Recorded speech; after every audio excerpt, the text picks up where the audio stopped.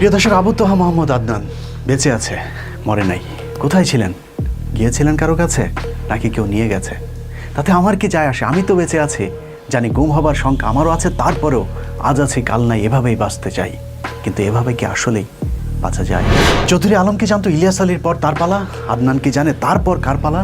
একের পর এক হারিয়ে যাচ্ছে প্রাণ। আমরা শুনছি পরিমণির হত্যা আর ধর্ষণ চেষ্টার গান। আজ ইনি, কাল তিনি, পরশু সে, তারপর কে? এভাবে গুনে গুনেই কি আমাদের দিন যাবে? না, এভাবে চলতে পারে না। কে, কারা, কেন, কিভাবে মানুষকে গুম করছে তা জানতেই আজকের পর্ব আপনাদের সাথে আছে আমি, ইলিয়াস হুসাইন। বাংলাদেশ একটি মৃত্যুপুরীর নাম। এই মৃত্যুপুরীতে কে, কেন, কখন মরছে, কারা মারছে, কেনই বা মারা হচ্ছে, তাও অজানাই থেকে যায়।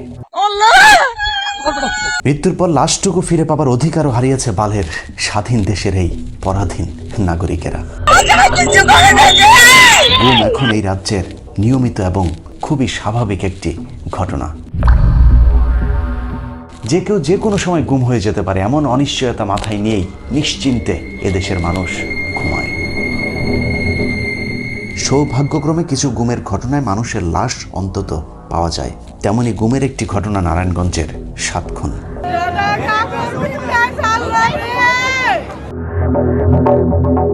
এরকম হাজারো মানুষকে লাশ বানিয়েছে র্যাব, পুলিশ সহ আইনশৃঙ্খলা বাহিনীগুলো, যার বিচার আজও পর্যন্ত হয়নি। ব্যতিক্রম ছিল শুধু নারায়ণগঞ্জের ঘটনার ক্ষেত্রে।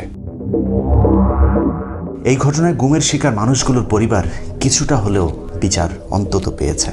নারায়ণগঞ্জের 7 জনকে কেন, কিভাবে গুম করা হয়েছিল সেটা এখন সবাই জানে। তবে আরেকটু ভেতরের খবর জানতে আমি নিজেই ঢাকা কেন্দ্রীয় কারাগারে গিয়েছিলাম লেফটেন্যান্ট কর্নেল তারেক সাইদের সাথে দেখা করতে। আইনা তাকে জিজ্ঞাসাবাদ করা হয়েছে, তারপরে তাকে নিয়ে অস্ত্র উদ্ধারে গেছি, ওখানে যায় সেগুলোগুলি খেয়াল করে দেখে সবগুলি কিন্তু কাহিনী একরকম। আমরা কিন্তু ফটো মেরা ফেলি না।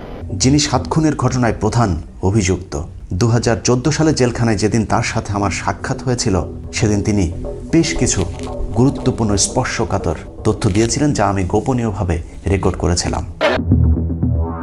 সেনাবাহিনীর সাবেক এই কর্মকর্তা নির্দ্বিধায় 7 খুনের ঘটনা কিভাবে ঘটানো হয়েছিল তার রোমহর্ষক বর্ণনা দিয়েছিলেন। 24 অথবা 23 মার্চ টাইমটা ইয়াতে আছে, আমাদের ওই অধিনায়ক কনফারেন্স হয়, একটা মাসিক কনফারেন্স হয় অধিনায়কদের, সিওদের। ওখানে আমার একটা তালিকা দিল, ওটার মধ্যে এরকম 3 জনের নাম। একটা হচ্ছে লক্ষ্মীপুরের জিশান, এখানে হচ্ছে নজরুল, আর একটা কুমিল্লার জানি কার নাম দিতে, আরেকটা এটা নাম না, আর নাম মনে নেই আমার। এটা কিসের জন্য এই লিস্ট? পুরস্কারের জন্য? এটা তো নজরুলের জায়গায় লেখা জি, জি, কিন্তু আমাদের কাছে অন্য সিম্বল আছে জি রকম।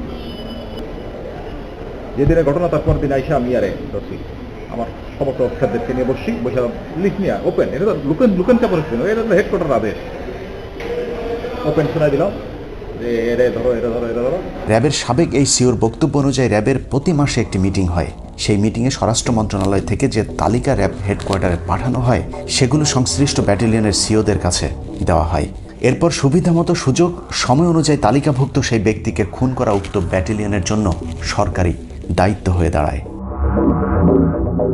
তারেক সাইদের এই বক্তব্য সত্যি হলে র্যাবের প্রতিটি গুম খুনের জন্য স্বরাষ্ট্রমন্ত্রী ও প্রধানমন্ত্রী সহ রাষ্ট্রের গুরুত্বপূর্ণ অনেকের বিচার হওয়া প্রয়োজন। শুধুমাত্র তারেক সাইদের বিচার হলেই গুম কখনোই বন্ধ হবে না। প্রিয় দর্শক, এভাবে আমাদের ট্যাক্সের টাকায় চলা একটা বাহিনী দিনের পর দিন আমাদেরকেই গুম করছে। এসব তো পুরাতন খবর। আজকে বিদেশি আরেকটি বাহিনীর গুমের খবর জানাবো। 1971 সালে বাংলাদেশ তথাকথিত স্বাধীন হলেও আসলে আমরা এখনো পরাধীন আছি। দাস দাসীদের মতো দাসত্বের শৃঙ্খলে আমরা আজও বন্দী, মাঝে মধ্যে মহাজন পাল্টায়। বাংলাদেশ 1947 সাল পর্যন্ত ব্রিটিশদের দাসত্বের জীবন শেষ করে হাত বদলায় পাকিস্তানের কাছে। এরপর চোখ পড়ে ভারতের। 1965 সালে ভারত পাকিস্তান যুদ্ধের পর থেকেই বাংলাদেশ দখলের পরিকল্পনা করে ভারত, কারণ সেই যুদ্ধে ভারতকে পূর্ব পশ্চিম 2 পাকিস্তানের আক্রমণ সামাল দিতে হয়েছিল। এছাড়া ভারতের গোয়েন্দা ব্যর্থতাও সেই যুদ্ধের একটি দুর্বলতা হিসেবে চিহ্নিত করা হয়েছিল। গোয়েন্দা ব্যর্থতা কাটাতে 1968 সালে ভারতের পূর্বের গোয়েন্দা সংস্থাটিকে ঢেলে সাজিয়ে নাম পাল্টে করা হয় রিসার্চ অ্যান্ড অ্যানালাইসিস উইং, সংক্ষেপে যাকে বলা হয় র। পূর্ব পাকিস্তানকে পশ্চিম পাকিস্তান থেকে আলাদা করতে সেই বছরই বাংলাদেশ নামে একটি প্রজেক্ট হাতে নেয়, যে প্রজেক্টের মূল থিম ছিল ডিভাইড অ্যান্ড রোল। আর সেই প্রজেক্টেরই ফলাফল 1971 সালের কথিত মুক্তিযুদ্ধ আর আজকের ভারতের গিলে খাওয়া কথিত স্বাধীন বাংলাদেশ। রয়ের সেই প্রজেক্টের কাজ খুব বেশি কঠিন হয়নি, কারণ তাদেরকে সহায়তা করেছে তৎকালীন বাংলাদেশের কিছু ক্ষমতালোভী রাজনৈতিক নেতা। এই ক্ষেত্রে ভারতের সবচেয়ে পছন্দের লোক ছিলেন শেখ মুজিবুর রহমান। শেখ মুজিবের সাথে ভারতীয় গোয়েন্দা সংস্থার গোপন চক্রান্তের বিষয়টি পাকিস্তানি গোয়েন্দা সংস্থা ধরে ফেলার পর 1968 সালে শেখ মুজিব ও তার 35 সহযোগীর বিরুদ্ধে মামলা করে তাদেরকে গ্রেফতার করা হয়, যেটিকে আমরা আগরতলা ষড়যন্ত্র মামলা হিসেবে জানি, কিন্তু বাস্তবে সেটি কোনো ষড়যন্ত্র মামলা না। শেখ মুজিব আসলেই ভারতীয় গোয়েন্দা সংস্থার সাথে গোপন মিটিং করেছিলেন, যে বিষয়টি অশোক রায়নার ইনসাইড র বইয়ের 63 পৃষ্ঠায় তুলে ধরা হয়েছে। সে মামলার একজন অন্যতম আসামি ক্যাপ্টেন এ শওকত আলী 2011 সালে প্রকাশিত তার বইয়ে স্বীকার করেন শেখ মুজিব আসলেই ভারতের সাথে গোপন চক্রান্ত করেছিল, যা আবার গুরুত্ব সহকারে আগরতলা ষড়যন্ত্র মামলার উইকিপিডিয়াতেও সংযুক্ত করেছে কর্তৃপক্ষ। এসব কারণে পূর্ব আর পশ্চিম পাকিস্তানের নেতাদের মধ্যে অবিশ্বাস বাড়তে শুরু করে। সেই সাথে ভৌগোলিক কারণে পশ্চিমাদের আমাদের প্রতি বৈষম্যের দৃষ্টি তো আগে থেকেই ছিল।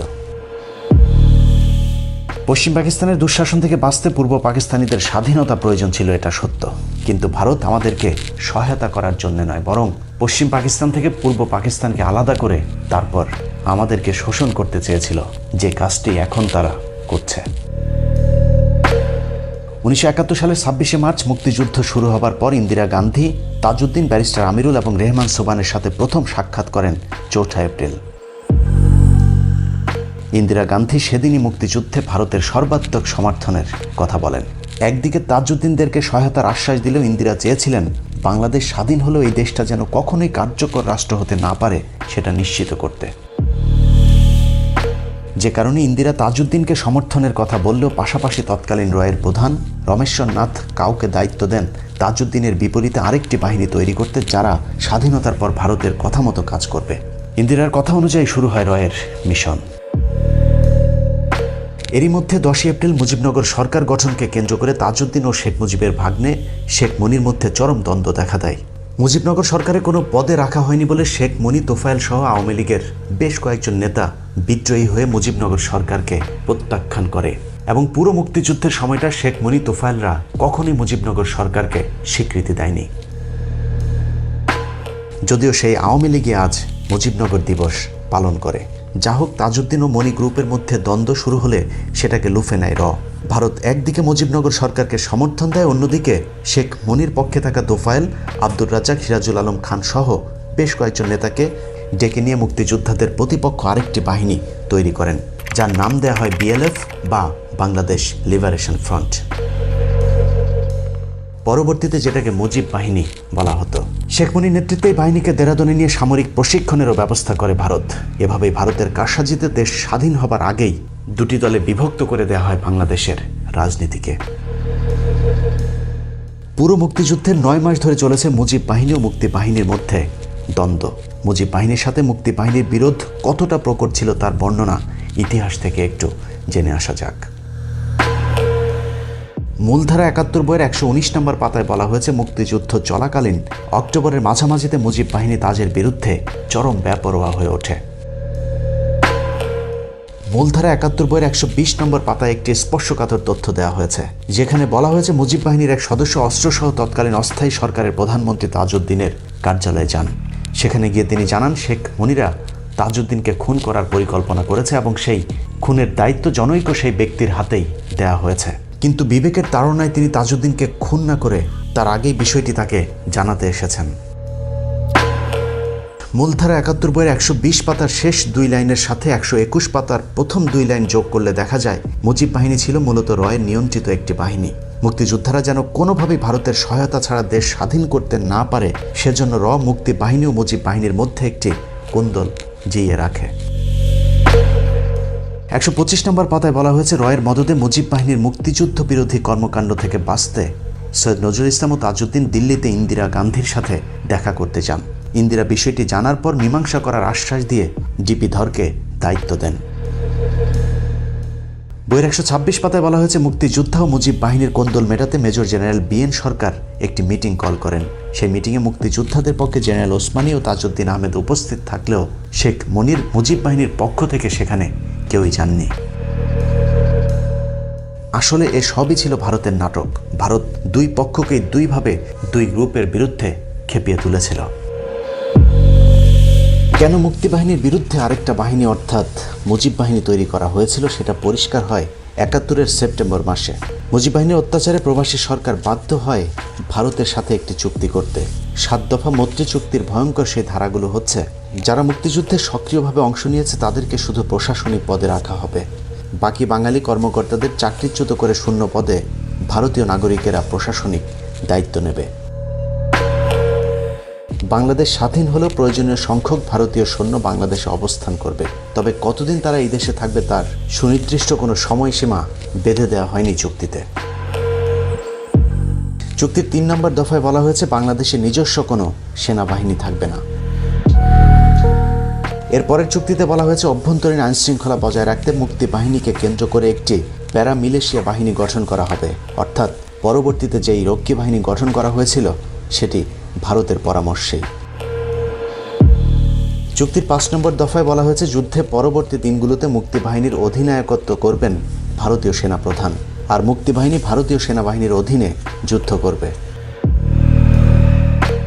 চুক্তির শেষের 2টি দফা যথাক্রমে ঠিক এরকম। দুদেশের বাণিজ্যিক সম্পর্ক হবে খোলা বাজার কেন্দ্রিক। বিদেশি কোনো রাষ্ট্রের সাথে বাংলাদেশ কখনোই সরাসরি যোগাযোগ করতে পারবে না। সেক্ষেত্রে ভারতের সাথে পরামর্শ করে বাংলাদেশের পররাষ্ট্র মন্ত্রণালয় সব বিষয়ে সিদ্ধান্ত নেবে। প্রিয় দর্শক, কেন বিজয় দিবসে মুক্তিযোদ্ধাদেরকে রাখা হয়নি? কেন মুক্তিযুদ্ধে 2টি আলাদা বাহিনী তৈরি করে আমাদের মধ্যে বিভক্তির প্রাচীর তৈরি করা হয়েছিল, তার উত্তর মিলতে শুরু করে 16ই ডিসেম্বরের পর থেকে। মুক্তিযুদ্ধ শেষ, বাঙালি লুঙ্গি মাথায় তুলে দৌড় দিয়ে ভাবল তারা সব মুক্ত হয়েছে। ওদিকে মুক্তি পেয়েছে শেখ মুজিবও, পাকিস্তানি বাহিনীও চলে গিয়েছে, কিন্তু 15 এপ্রিল পর্যন্ত ভারত গুম, খুন, লুটপাট সবই করেছে শেখ মুজিবের বাংলাদেশে।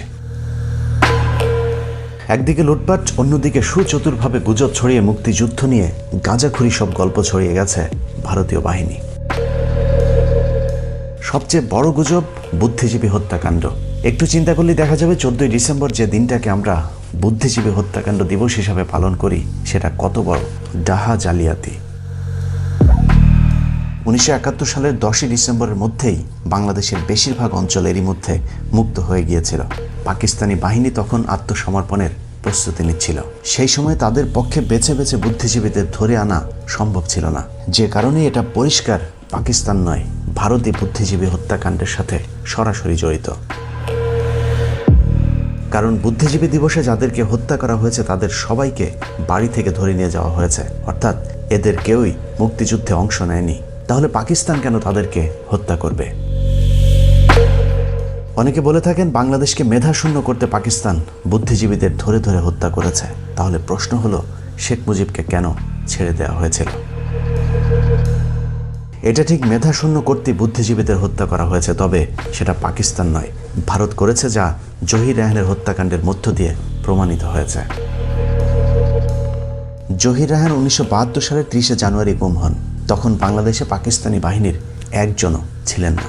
উইকিপিডিয়ার তথ্য বলছে জহির রায়হান ছিলেন একজন বাংলাদেশি ঔপন্যাসিক, লেখক, চলচ্চিত্র নির্মাতা। তিনি বাংলাদেশের মুক্তিযুদ্ধের সময় নির্মিত তার ডকুমেন্টারি স্টপ জেনোসাইডের জন্য বিখ্যাত। এই ডকুমেন্টারিটি কাল হয়ে দাঁড়িয়েছিল জহির রায়হানের জন্যে।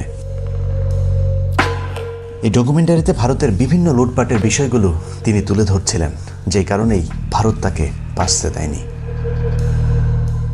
যুদ্ধের পর পাকিস্তানের সৈন্যদের ফেলে যাওয়া অস্ত্র, গোলাবারুদ, কামান, সেনা সরঞ্জাম, মিল কারখানার দামি যন্ত্রপাতি সহ বিদেশ থেকে আসা ত্রাণ সামগ্রী লুটপাট করছিল ভারতীয় সেনারা। আর সেই সবের তথ্যচিত্র জহির রায়হান তার ডকুমেন্টারিতে তুলে আনার কারণেই ভারতীয় বাহিনী তাকে গুম করে নিয়ে যায়। তারা লোকজনদেরকে বাধ্য করত বাড়িটার জিনিসপত্র লুট করতে। এরপর তারা মুভি ক্যামেরা দিয়ে এসব লুটেরাদের শুটিং করত। 1972 সালের 30 জানুয়ারি বাসা থেকে বের হবার পর জহির রায়হান আর বাসায় ফিরে আসেননি। তৎকালীন প্রধানমন্ত্রী শেখ মুজিবের কাছে জহির রায়হানের বোন সন্ধান চাইতে গেলে শেখ মুজিব তাকে বলেন, এটা নিয়ে বেশি বাড়াবাড়ি করো না, তাহলে নিজেও গুম হয়ে যাবা। যা কিনা সেই সময়ের পত্রিকায় ছাপা হলে ক্ষোভে ফেটে পড়েন দেশের সাধারণ মানুষ। প্রিয় দর্শক, শেখ মুজিবের বাংলাদেশের জহির রায়হানকে দিয়ে গুমের সূচনা করেছিল ভারত, আর এখন হাসিনার সময় পুরো বাংলাদেশটাই তো একটা গুমের রাজ্য। আগে ভারত এসে গুম করে নিয়ে যেত, এখন নিজেরাই গুম করে ভারতে নিয়ে দিয়ে আসে বাংলাদেশের নজিরবিহীন বেনজির বাহিনী। দেশ স্বাধীনের পরও নিজেদের মধ্যে কোন্দল থামেনি। একদিকে মুজিব সরকারের চরম লুটপাট, গুম, খুন চলেছে, অন্যদিকে ভারতীয় বাহিনী চালিয়েছে নির্বিঘ্নে তাদের অপারেশন। ক্ষমতায় টিকে থাকতে শেখ মুজিবও বাধ্য হয়ে ভারতকে যা ইচ্ছে তাই করবার সুযোগ দিয়েছিল। অন্যদিকে যারাই ভারতের বিরুদ্ধে কথা বলেছে তাদেরকেই নানান ধরনের বিপদে ফেলা হয়েছিল। বাংলাদেশ স্বাধীন হবার পর প্রথম ভারতীয় লুটপাটের বিরুদ্ধে যিনি কথা বলেছিলেন তার নাম মেজর মোহাম্মদ আব্দুল জলিল, যাকে আমরা মেজর জলিল হিসেবেই চিনি। 1972 সালের 15 এপ্রিল পর্যন্ত বাংলাদেশের পুরো প্রশাসনিক ক্ষমতা, এমনকি সেনাবাহিনীর নেতৃত্বেরও পুরো নিয়ন্ত্রণ করেছে ভারত। বিহারিদের বাড়িঘর লুটপাট, ধর্ষণ, এটা তো তাদের দায়িত্বই মনে করা হতো। এছাড়া পাকিস্তানি সেনাবাহিনীর ফেলে যাওয়া অস্ত্র, গোলাবারুদ, ট্যাঙ্ক, কামান, সামরিক সরঞ্জাম ও পূর্ব পাকিস্তানের মিল, কলকারখানার মূল্যবান যন্ত্রপাতি সহ বিদেশ থেকে আনা ত্রাণ সামগ্রী পর্যন্ত লুটপাট করেছিল ভারতীয়রা। ভারতের সেই সময়ের সর্বোচ্চ সেনা কর্মকর্তা জগজিৎ সিং অরোরা লুটপাটের বিষয়টি স্বীকার করলেও তিনি ভারতের পক্ষেই হাস্যকর যুক্তি দেখিয়েছেন। Our troops looting the civilian property. Few incidents that came to my notice or the notice of my officers there, that we felt that leaving heavy weapons behind. Khulna সাতক্ষীরার বিস্তৃত সীমান্ত এলাকা দিয়ে ভারতীয়দের লুটপাটে বাধা দেবার কারণে মেজর জলিলের বিরুদ্ধে কোর্ট মার্শাল দেওয়া হয়। যদিও জেনারেল ওসমানী ও জিয়াউর রহমানদের হস্তক্ষেপে সে যাত্রায় বেঁচে যায় মেজর জলিল। মেজর জলিল তার অরক্ষিত স্বাধীনতায় পরাধীনতা বইয়ের 66-67 নম্বর পৃষ্ঠায় গুরুত্বপূর্ণ কিছু তথ্য দিয়েছেন, যেখানে তিনি লিখেছেন, আমার স্বাদের স্বাধীন বাংলায় আমি হলাম প্রথম রাজবন্দী। 30 ডিসেম্বর সকাল 10টা সাড়ে 10টায় আক্রমণকারী বাহিনীর হাতে বন্দী হয়ে বাংলাদেশের স্বাধীনতার আসল স্বরূপ দেখলাম। ভারতীয় সেনাবাহিনীর মদদে বাংলাদেশ স্বাধীন করার অর্থ এবং তাৎপর্য বুঝে উঠতে আমার 1 মিনিটও বিলম্ব হয়নি। কিন্তু যুদ্ধ করে দেশ স্বাধীন করা এই সাহসী যোদ্ধাকে শেষ পর্যন্ত দেশের মাটিতে থাকতে পর্যন্ত দেওয়া হয়নি। মাত্র 47 বছর বয়সে মুক্তিযুদ্ধের 9 নম্বর সেক্টরের অধিনায়ক দুর্ভাগ্যক্রমে পাকিস্তানের ইসলামাবাদে অনেকটা নিভৃতে মৃত্যুবরণ করেন। দেশপ্রেমিক সেনাবাহিনীর অনেকেই তখন এসবের বিরুদ্ধে প্রতিবাদ করতে চেয়েছিল, কিন্তু তাদেরকে নানাভাবে কোণঠাসা করে রাখা হতো। ভারতীয় বাহিনীর লুটপাট এবং মুজিব সরকারের লুটপাটে যেন কেউ মুখ খুলতে না পারে, সেজন্য সেনাবাহিনীর বিরুদ্ধে গড়ে তোলা হয়েছিল প্যারামিলিটারি ফোর্স, রক্ষী বাহিনী। পৃথিবীর ইতিহাসে স্বাধীন কোনো দেশে সেনাবাহিনীর বিপরীতে এই ধরনের বাহিনী একেবারেই বিরল। এসব লুটপাটের বিরুদ্ধে প্রতিবাদ করায় মুক্তিযুদ্ধের সর্বাধিনায়ক জেনারেল ওসমানী সহ তাজউদ্দিনদেরকে প্রথমে এমপি মন্ত্রী করা হলেও পরে বাদ দিয়ে দেওয়া হয়েছিল। দিল্লির দাসত্ব মেনে নেওয়ার জন্য করাচির বিরুদ্ধে যুদ্ধ করেনি বলা মরহুম আব্দুল হামিদ খান ভাসানীকে পর্যন্ত গৃহবন্দী করেছিল শেখ মুজিব। অবশ্য দেশপ্রেমিক সেনাবাহিনীকে ধ্বংস করে দেশের বিরুদ্ধে কাজ করার সুযোগ বাকশালী শেখ মুজিবকে খুব বেশি দিন দেয়নি সেনাবাহিনী। মাঝে জিয়াউর রহমান, খালেদা জিয়াদের বাংলাদেশে ভারত তেমন সুবিধা করতে না পারলেও 2008 সালে পুরাতন বন্ধু মুজিব কন্যাকে বসিয়ে আবারও শুরু হয় বাংলাদেশকে ভারতের করদরাজ্য বানানোর অভিযান। যে সেনাবাহিনী ভারত ও শেখ মুজিবের বাকশালের বিরুদ্ধে বাধা হয়ে দাঁড়িয়েছিল, এবার প্রথমেই সেই রাস্তা বন্ধ করে দেওয়া হয়েছে।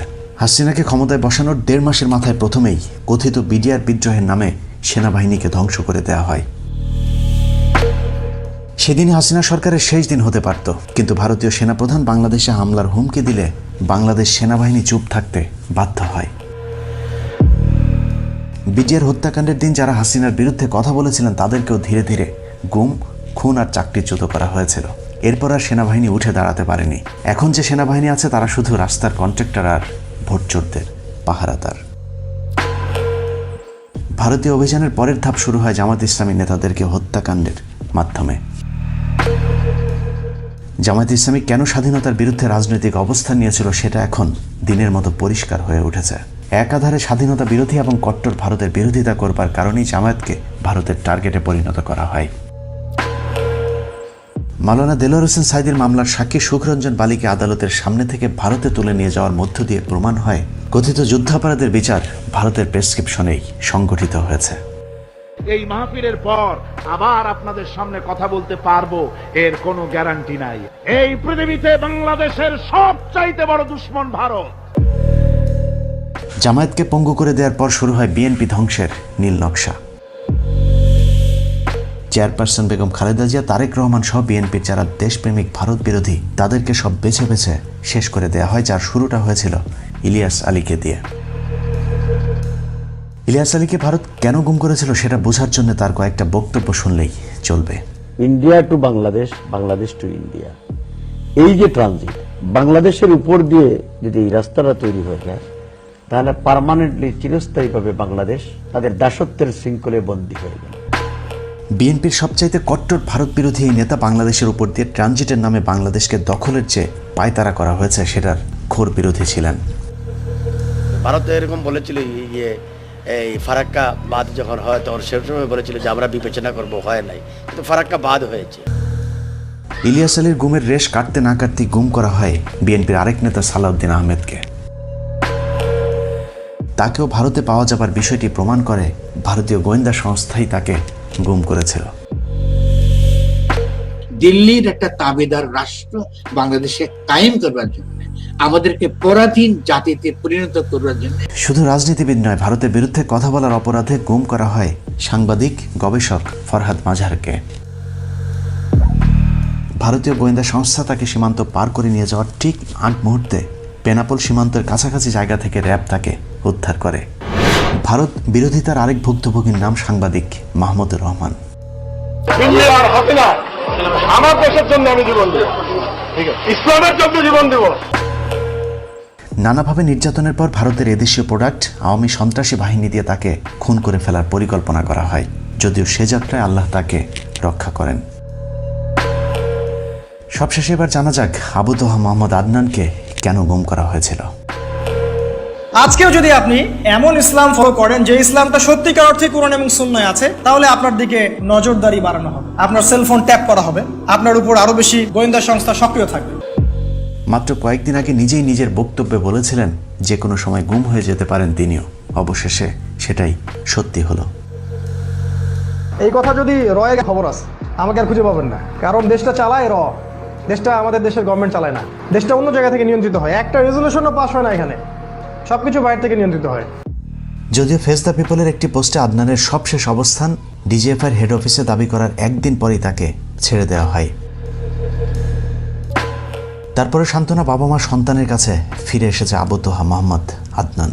কিন্তু এরকম হাজারো বাবা মা স্ত্রীর সন্তান আজও অপেক্ষায় তাদের আপনজনের। প্রিয় দর্শক, একদা আমরা পরাধীন ছিলাম, কিন্তু মুখে ভাত ছিল, পরনে কাপড় ছিল, ধর্ষিত হয়নি আমার বোন, ছিল না হত্যা, হয়নি খুন। তারপরও স্বাধীনতা চেয়েছি, কারণ ছিল না ভোটের অধিকার, কথা বলার স্বাধীনতা। কিন্তু আজ কি? পেটে ভাত নাই, ভোট নাই, কথা বলার স্বাধীনতা নাই, ধর্ষণের বিচার নাই, আওয়ামী লীগ না করলে তার চাকরি পাওয়ার সুযোগ নাই। তারপরেও এই দেশটাই নাকি কারো কাছে সিঙ্গাপুর। কেউ ভাত খায় 6 বেলা, কারো পেটে ভাত নাই, নুন আনতে ফুরায় পান্তা, এর নামই নাকি স্বাধীনতা।